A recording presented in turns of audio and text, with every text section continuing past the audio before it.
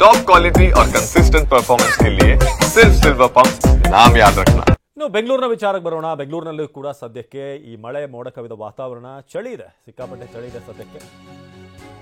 ಬೆಂಗಳೂರಿನಲ್ಲಿ ಮಳೆಯ ಜೊತೆಗೆ ಚುಮ್ಮು ಚುಮ್ಮು ಚಳಿ, ಮೋಡ ಕವಿದ ವಾತಾವರಣದ ಜೊತೆಗೆ ತುಂತುರು ಮಳೆ ಆಗ್ತಿದೆ. ಬೆಂಗಳೂರಿನಲ್ಲಿ ಕನಿಷ್ಠ ತಾಪಮಾನ 21 ಡಿಗ್ರಿಗೆ ಕುಸಿದಿದೆ.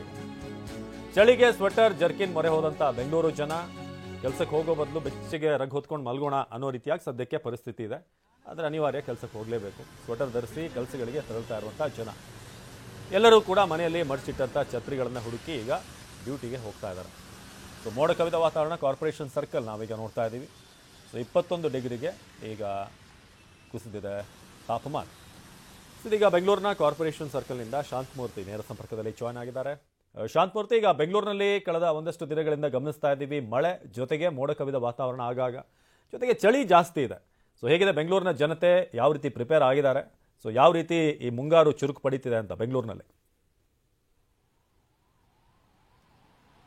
ಅವಿನಾಶ್, ಈಗಾಗಲೇ ಏನೋ ರಾಜ್ಯದ ಬೇರೆ ಬೇರೆ ಜಿಲ್ಲೆಗಳಲ್ಲಿ ನೈಋತ್ಯ ಮಾನ್ಸೂನ್ ಅಬ್ಬರ ಶುರುವಾಗಿದೆ. ಅದೇ ರೀತಿಯಲ್ಲಿ ಸಿಲಿಕಾನ್ ಸಿಟಿ ಬೆಂಗಳೂರಲ್ಲೂ ಕೂಡ ಮಳೆಯ ಅಬ್ಬರ ಶುರುವಾಗಿರುವಂಥದ್ದು ಸದ್ಯ ಗಮನಿಸ್ತಾ ಇದ್ರೆ. ಬೆಳಗ್ಗೆಯಿಂದ ಕೂಡ ಮೋಡ ಕವಿದ ವಾತಾವರಣ ಇತ್ತು, ಈಗ ಮಳೆ ಸುರಿತಾ ಇರುವಂಥದ್ದು. ಇದರಿಂದ ಕೆಲಸ ಕಾರ್ಯಗಳಿಗೆ ತೆರಳುವಂಥ ಜನರು ಪರದಾಡುವಂಥ ಸ್ಥಿತಿ ಸದ್ಯಕ್ಕೆ ನಿರ್ಮಾಣ ಆಗಿದೆ. ಜೊತೆಗೆ ಒಂದಷ್ಟು ದಿನ ಅಂದರೆ 1-2-3 ದಿನಗಳ ಕಾಲ ಪೂರ್ವ ಮುಂಗಾರಿನ ಅಬ್ಬರ ಏನಿತ್ತು, ಇದು ಬೆಂಗಳೂರಿನಲ್ಲಿ ಸಾಕಷ್ಟು ಅವಾಂತರಗಳನ್ನ ಸೃಷ್ಟಿ ಮಾಡಿತ್ತು.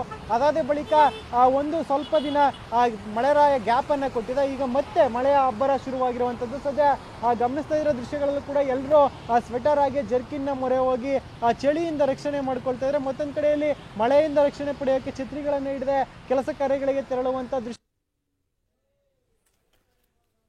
ಸಿಗ್ನಲ್ಗಳಲ್ಲಿ ನಿಂತು ಕಿರಿಕಿರಿಯನ್ನು ಅನುಭವಿಸ್ತಾ ಇರುವಂಥ ದೃಶ್ಯಗಳು ಕೂಡ ಕಂಡು ಬರ್ತಿದೆ. ಮತ್ತೊಂದು ಕಡೆಯಲ್ಲಿ ಈಗ ಸಾಕಷ್ಟು ಕಡೆಗಳಲ್ಲಿ ಏನೋ ವರ್ಕಿಂಗ್ ಅವರ್ ಆಗಿರೋದ್ರಿಂದ ಜನರು ಕೆಲಸ ಕಾರ್ಯಗಳಿಗೆ ತೆರಳಕ್ಕೂ ಕೂಡ ಮಳೆರಾಯನ ಅಡ್ಡಿ ಆಗ್ತಾ ಇರುವಂಥದ್ದು. ಜೊತೆಗೆ ಇನ್ನು 28ನೇ ತಾರೀಕಿನ ತನಕ ಇದೇ ರೀತಿಯಲ್ಲಿ ಪರಿಸ್ಥಿತಿ ಮುಂದುವರಿಯುತ್ತೆ ಅಂತ ಹವಾಮಾನ ಇಲಾಖೆ ಸೂಚನೆಯನ್ನು ಕೂಡ ಕೊಟ್ಟಿದೆ.